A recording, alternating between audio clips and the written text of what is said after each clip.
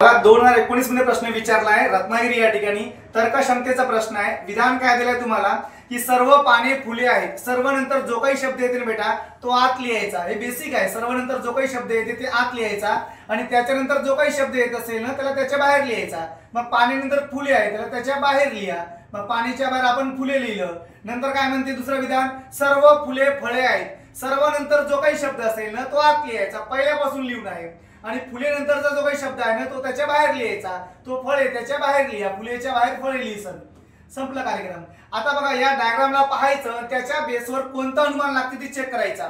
मग अनुमान लावत असताना सर्व पाने फळे आहेत, मग सर्व पाने फळे आहेत असं थोडंसं कन्फ्युजन होते। मग काय करायचं, जिल्ह्याचं नाव देऊन देतो। मग हे आपली अमरावती, याला अमरावती म्हटलं। अमरावतीच्या बाहेर काय आपलं महाराष्ट्र, आणि महाराष्ट्र कशामध्ये येतं तर इंडियामध्ये। संपलं कार्यक्रम। आता बघा सर्व पाने फळे आहेत, सर्व पाने फळे आहेत म्हणजे सर्व अमरावतीकरे भारतीय आहेत, हो ना। सर्व अमरावतीकरे भारतीय आहे, त्यामुळे पहिला जो अनुमान आहे तो बरोबर आहे।